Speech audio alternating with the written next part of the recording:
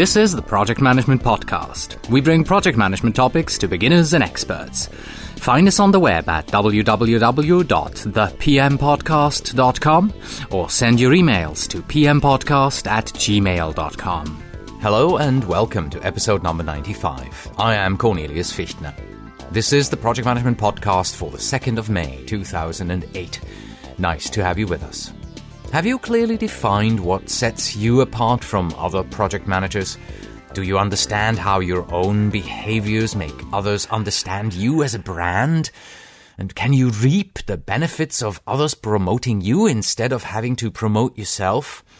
You will be able to answer all of these questions with a resounding yes, if you are clear about who you are as a professional. If not, then others will make up their own image for you. Then they will broadcast that image. Wouldn't it be better if you took control? To help you out with this, we are extremely happy to bring back Margaret Maloney from MaloneyCoachingSolutions.com to discuss your professional brand and how you can quite easily influence how others see you and help promote you. We give you a definition of the professional brand, we talk about the importance of having one, what benefits you will receive from it, and most importantly, Margaret opens up her toolkit to you and gives you a step-by-step overview of how you can manage your own professional brand. Today's episode is sponsored by Spark Internet Marketing, a full-service premium internet marketing firm offering search engine optimization and pay-per-click services to customers across North America. Our number one priority is to grow your business by leveraging the internet to bring you qualified leads at rates lower than traditional advertising mediums. We deliver quality work and fully explain our efforts to you on a monthly basis. Visit sparkinternetmarketing.com and sign up for a free website performance report and 60-minute personalized discovery session.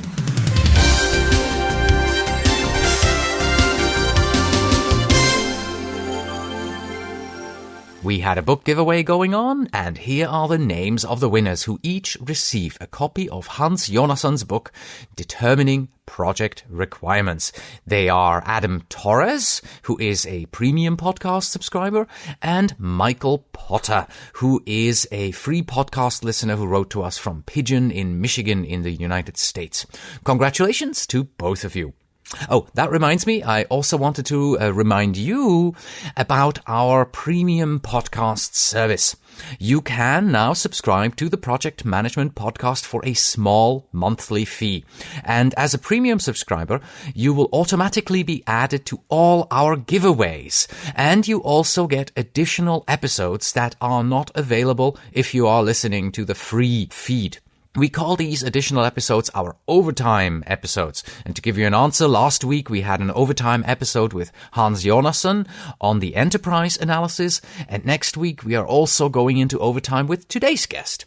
I'd appreciate it if you consider a subscription. Just click on the button that says Premium Subscription. You'll see it in the left-hand navigation at thepmpodcast.com. That much said, we have a new giveaway starting today. About 10 days ago, I released the PMP exam formula study guide. You can find it at pmstudyguide.com. I created this because I realized in the last 18 months or so that there is one particular factor that helps people pass the exam. You have to know and be able to apply the required formulas on the exam. I included in the package of the formula study guide where we explain the concepts, formulas, and result interpretations to you. You get a one-page formula cheat sheet. You get 101 PMP sample formula questions so that you can apply all that you have learned. And you also get an email course in which I explain about 14 or so of the more complex formula-related areas on the exam. So if you would like to win a copy of this whole package, send an email to pmpodcast@gmail.com, put the word formula in the subject line, and in the body put your town and country where you are writing from. Your email has to arrive by May 14th, 2008. And of course, if you are a subscriber of the premium podcast, you automatically get a chance to win a copy. There's nothing you have to do. Good luck.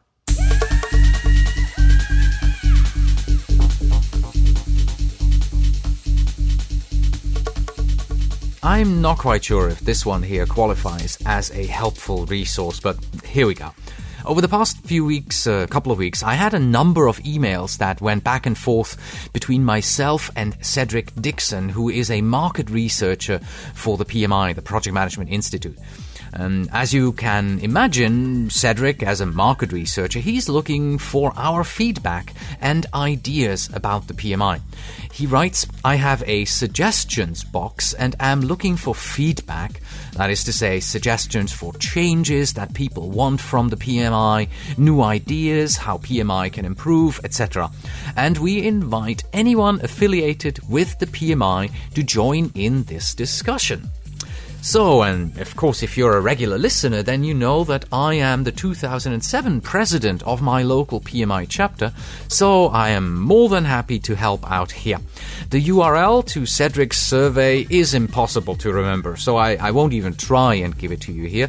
That's why I put it up in the helpful resources of today's episode. So, if you would like to give some feedback to the PMI, if you have ideas on how they could improve, please stop by at thepmpodcast.com and look at the helpful resources of today's episode, which is episode 95. And now our main topic, the discussion on your professional brand with Margaret Maloney. Margaret started her career as a computer programmer. During her years in information technology, she has had the opportunity to perform different roles and work within multiple industries. She has been successful as a programmer, an analyst, a business analyst, a project manager, program manager, and senior manager. She holds a Bachelor of Science in Business Administration and a master's degree from the California State University in Long Beach. She is also a certified project management professional. A constant throughout her career has been her strong communication skills and a passion to see other people at their best in the workplace and beyond. Her work as a business coach truly is her joy in the job. Margaret helps information technology project managers learn to say, I get to go to work today, not I have to go to work today. She helps them find the joy in the job. So, without further ado, here's the interview with Margaret Maloney, PMP. The Project Management Podcast's feature interview. Today with Margaret Maloney, President of Maloney Coaching Solutions.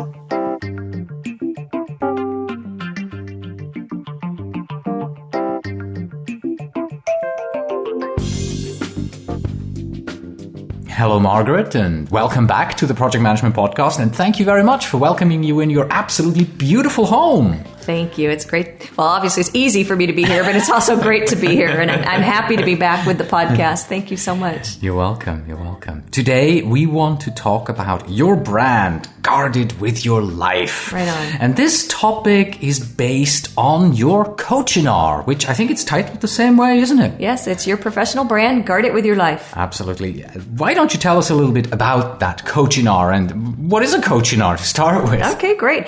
A Coach-in-R is a combined webinar/coaching experience. So it's online and it's a group and it allows me and attendees to work together in a situation where I bring some information to the table, we discuss it, and then they take away coaching exercises or assignments, and the assignments are created as if I am sitting with them and coaching them and asking them questions. And so really they take away a workbook.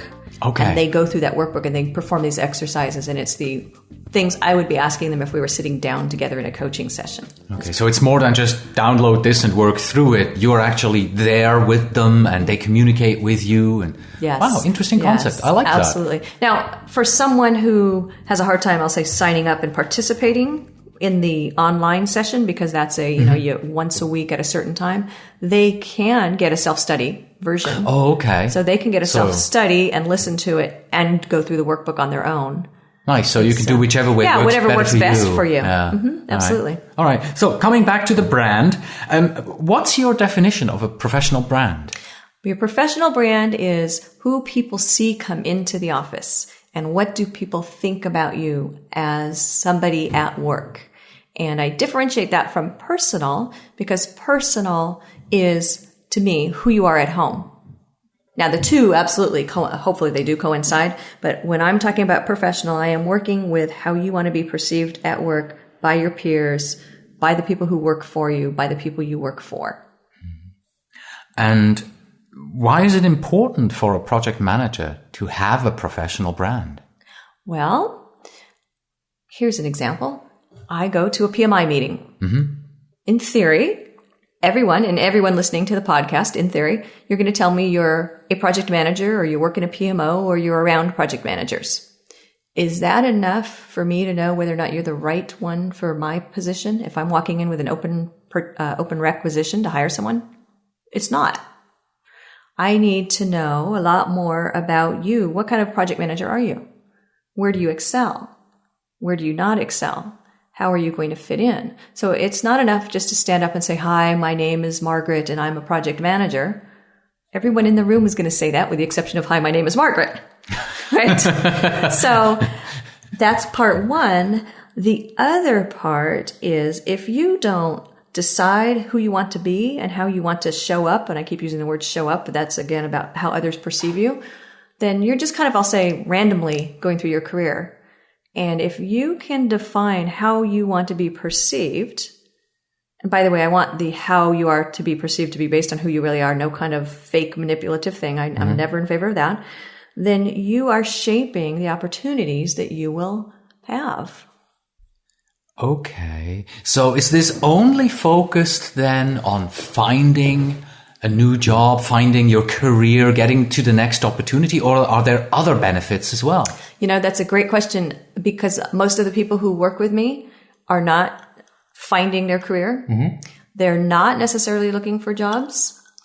And see, this is all based on, by the way, what my clients have taught me. So the really fun thing for me is I learn when I work with people. Two things. People come to me when they have been in their position for a while.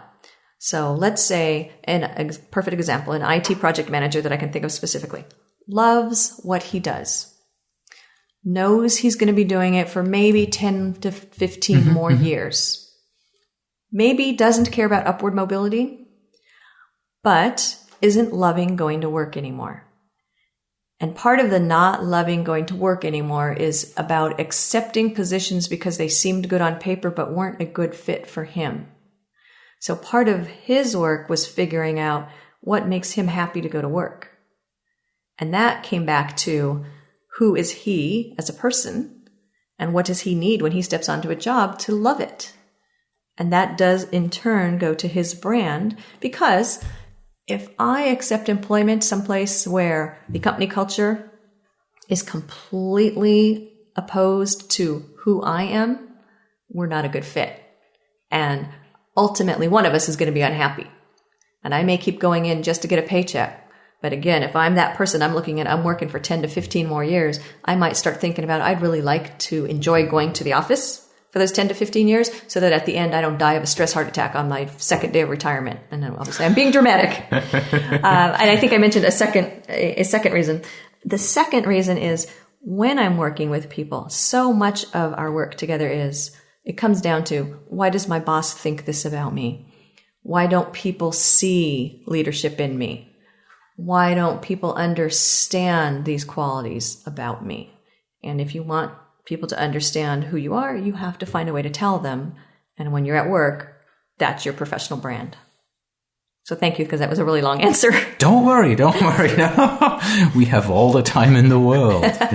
We can make this podcast as long or as short as we want. Yeah, but we want people to really listen. So, well then, okay. So we've seen the benefits. We're getting a few ideas here. What's the process of creating my professional brand? All right. The first thing is you have to know who you want to be. So I recommend the first step is just think of words. What words do you want to be used to describe you? And there's different ways to come at that. One way is it's your retirement party and we're all toasting you. What are we saying? Cheers? Yeah, cheers and think about it. Cheers, and I'm so happy that I had Cornelius and the PM podcast to support me in my career. I got so much from those podcasts every week. It really helped me in my career. It gave me what I needed. It gave me the boost and the support I needed. Those might be things that you would want to hear. So what comes from that? What's coming out of that is your professional brand. You can start pulling out of that what words you want. Look what you did for someone. So that's hopefully what you want to hear. Okay, but if you ask me right now to come up with these kind of words, I probably couldn't. What kind of words do you normally see that people are using to define themselves, to start finding their brand? I see people coming up with things like, let's see, for project managers, I'm flexible, I'm motivational, I'm innovative, I can, now think about it. There are project managers who come in and fix troubled projects. That's a whole separate brand. There are project managers who would rather take a project from start to finish and nurture it all the way through. That's a different brand. There are project managers who like big, complex, technical projects. So can you see some from out of there? People start pulling out and describing themselves. So you get different words depending on what you like to do. It almost sounds as if we're taking a job description and we're turning it around. In a sense, you are. You are writing your own job description. You are starting to write the words on paper that describe you. Right. How do I make sure that in the end, the brand is not only communicated correctly, but also received correctly at the other end? Because if I know what my brand is, I still have to make sure that other people realize this is the brand of Cornelius or Margaret. That's right, because it is perfect and wonderful to know who you are. It doesn't do you any good if no one else can see it. So the second thing to think about is you take words and you string them together so that you can say them into complete and full sentences. So when you meet me at PMI, you can tell me exactly who you are. So that I walk away going, okay, I know when to call Sue, I know when to call Cornelius, etc. But what actions are you taking? And I think you've in other venues probably have heard me say this before. And it goes something like this. You own your character. You decide who you are, right? You decide how you vote, whether or not you worship, what day of the week you worship on, what you think is right, what you think is wrong. That's your character. Now, your reputation is owned by other people. And your reputation is what I say about you. So today, after I have this great experience with you, and then I go out and tell other people, wow, I had this great experience today. I recorded with Cornelius, and you should go listen. And by the way, he has all these things that will help you. That's your reputation. So if you don't act in a way that it makes me or elicits me to say those things about you, then it doesn't matter what you say about yourself because you're out of balance. So what you want, I believe, is you want your actions to represent your character. And when your actions represent your character, I will create the reputation for you as somebody, an onlooker, and it will be what you want. So when now we go back to your retirement party and we play fly on the wall, go back to your retirement party, we play fly on the wall and you're listening. People don't know you're in the room yet. I can see me. I have no hair left.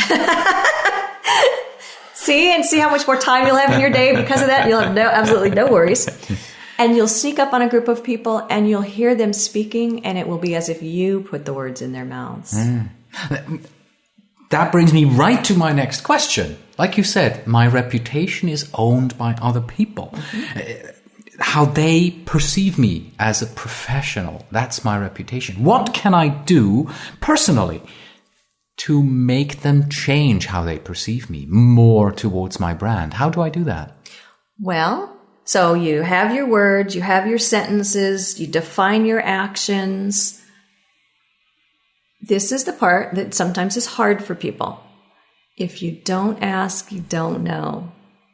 So I can walk around assuming people think I'm a certain way because I think I'm showing it and I'm acting it. But if I don't check in, I don't know. So you have to, well, have to is kind of strong. You don't have to do anything. I like people to go get feedback and go find out how people would describe you. Ask them. Yes, absolutely. It's got to come from them. Yeah. How much is there when it comes acting? How much acting is there when it comes to communicating my brand? You already mentioned that you don't have to be false or anything, but if I listen to brand, character, reputation, it sounds as if I'm sort of putting on a little bit of a mask anyway. It does, doesn't it? And that is, I'll say, a difficulty with this topic is to some people it rings false. So knowing that you and I can't control how other people are going to take this information and use it, I will say I never recommend somebody putting on a false face, putting on a real mask, because my personal belief is if you put yourself in a situation where you are forced to act in a way that does not represent who you are, I just don't believe you're going to be happy. And it may sound silly and trite, but what I'm after, my work with people is about them finding happiness in their careers and being happy to go to work. So if, and I will share with you a personal experience. I don't have a very authoritative style. That's just not who I am. So authoritative wouldn't be a word that popped up in my brand. I once worked in a situation where I was the only manager who wasn't authoritative. I was the odd person out. I didn't last in that situation. And the one time that I tried to behave in an authoritative way, because I guess part of me knew I was different, it was really bad because people were so shocked that I got upset in a meeting. And that's what happened is I got upset in a meeting. And I didn't yell, but I didn't communicate in my usual softer style, I'll say. I became very harsh and very direct. And although I didn't raise my voice, I'm sure I was very red in the face. It was all over the floor. And my boss, who was absolutely the least touchy-feely, harshest person on the planet, actually felt like he had to call me in and counsel me on my behavior and to tell me to play nice. So now let's go through that story. So there I was acting outside my brand and acting in a false way. And it was dramatic. Like everyone knew it. And not only was it, wow, that doesn't really seem like her, but it was almost as if I was punished for it. So now I recognize that some people are really good actors and they can snow some of us for a while. Those aren't people who work with me though. Those aren't my clients. I do not work with people who come to me and say, can you teach me how to be something I'm not? And I don't think that person would seek me out because I'm not an acting coach. I'm a, who are you? Who do you want to be? Bring that person to work coach. Does that make sense? Makes sense. Yeah. Career coach? Yeah, career strategy. I say that. Career strategy because I don't help with placement and I don't help with resumes, but I'm not a life coach. Okay. All right. So I've got my brand defined. Now what? Okay. How do I get it out there? So, and have you already gotten your information back from people? No. Okay. Because I've just finished, in my head, I've just defined it, right? Okay. I've got my words, my sentences ready. How do I get it out? Okay. So now you need a good test plan. So, I think at one point, I wrote a little article where I said it's like plan, do, check, act. So you planned who you are. You started defining the actions that will show this is who I am as a person. Now check is going to people and soliciting their feedback. So this is, you can do it a few different ways. You can actually give them some type of a 360-degree feedback form. You can ask them just, how would you describe me as a professional?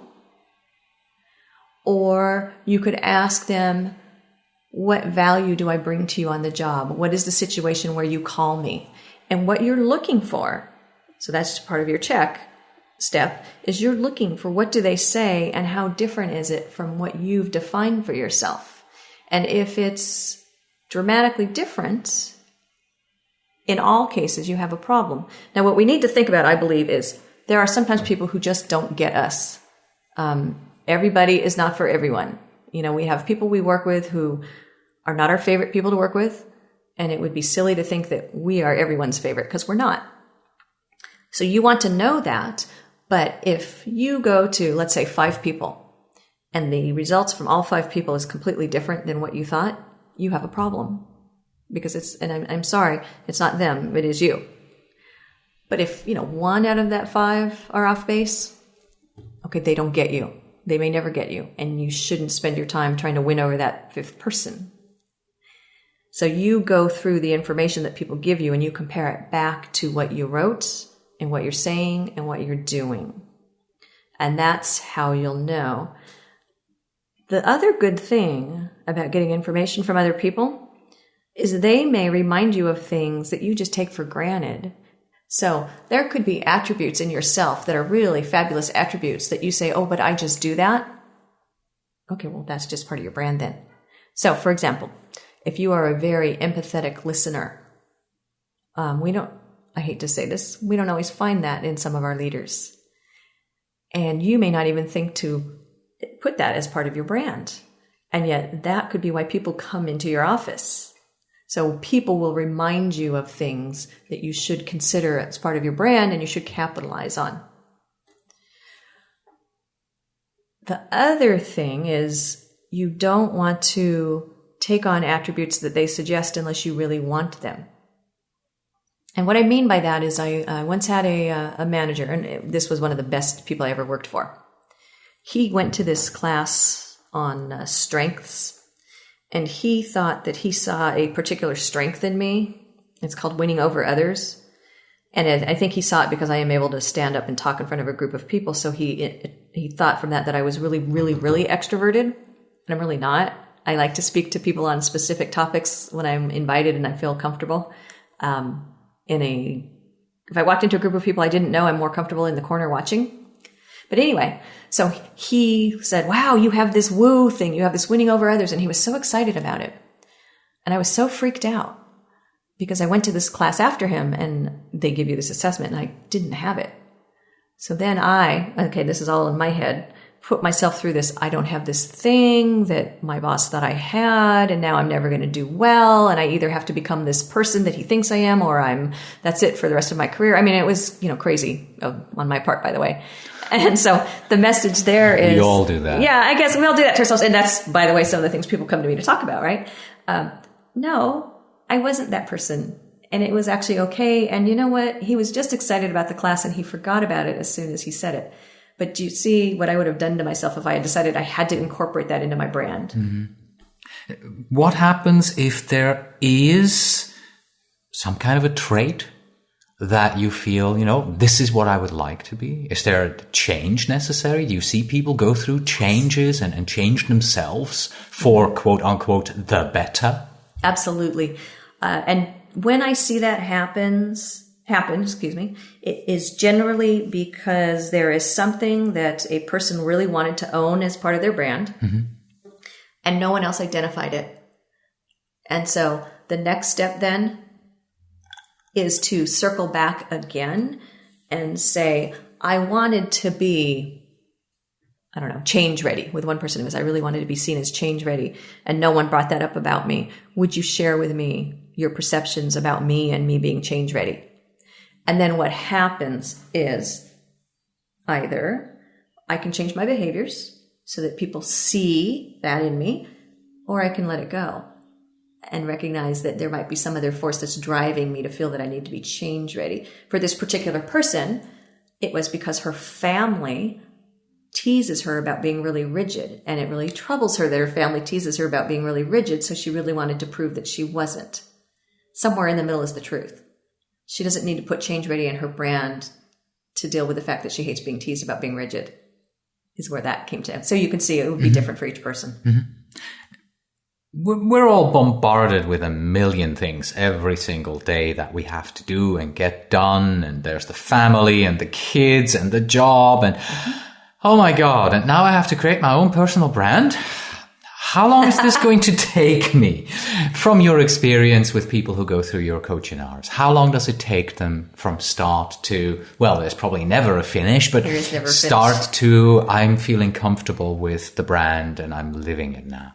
That's a good question, because the coaching hour is designed to be 4 weeks, and we meet once a week and you do your homework afterwards. And I know in my heart that most people are not done with their work at the end of 4 weeks. And granted, I don't mean done because I believe we're always working on it. I mean, I think at the end of 4 weeks, most people are really just getting their feet wet if this is something they had never thought about before. So the truth is, I would say what happens is some people put the materials away and never do it again. Let's be honest. But some people, and I can tell because we keep working together, keep working on it. And probably at the end of about 3 months, they feel confident in what they've built and they feel confident to move forward with their actions. And then it's about maintenance.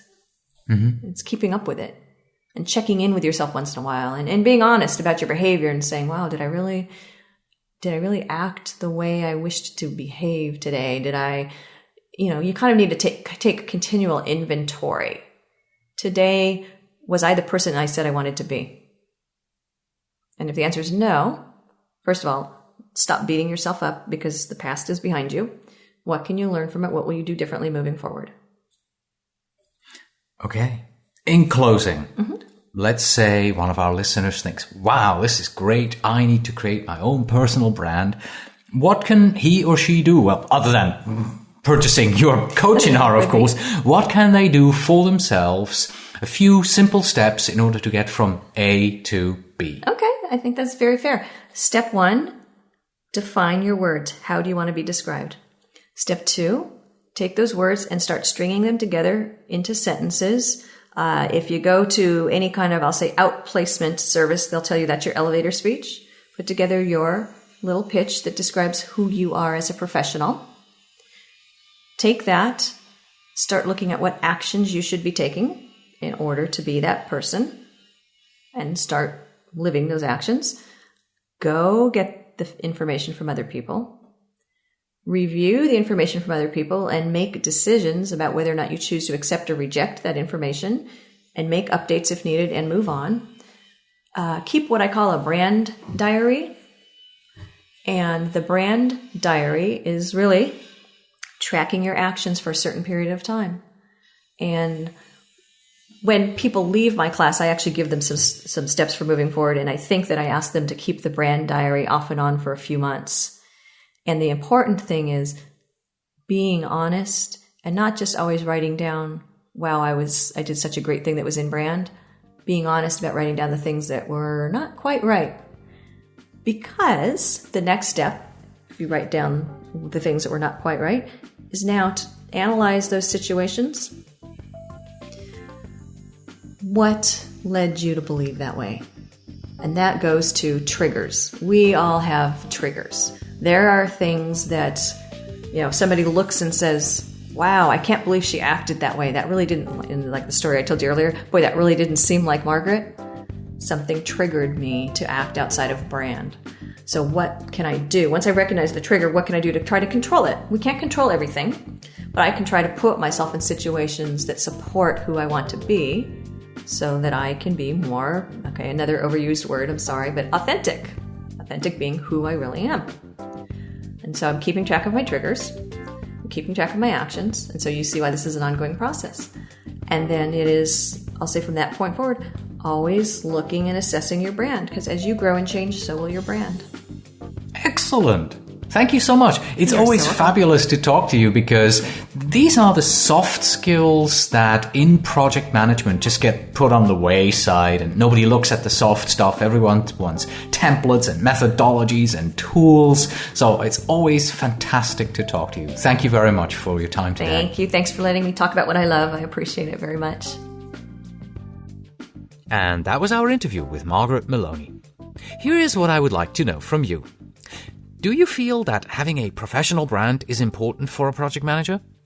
Please stop by at our website and post your reply to this question as a comment to episode 95. That's it for today. Thank you very much for listening. If you're interested in learning more about Margaret's coaching hours, then come to our website and check out the helpful resources of episode 95, where you'll find a link to her website. And of course, as always, you can find us on the web at thepmpodcast.com. And if you're a project manager who wants to become PMP certified, you can visit pmprepcast.com. In this podcast, we teach you concepts, tools, and techniques that you need to know in order to pass the PMP exam. Please send your emails to pmpodcast@gmail.com. And when you write, please tell me where in the world you're writing from. I'm trying it again. Last week I said, don't bother. But somebody then did actually put in where they're writing from. So, okay, we'll try it again. Tell me where in the world you're writing from. And finally, we have this. Some projects manage to finish on time in spite of project management best practices. Until next time.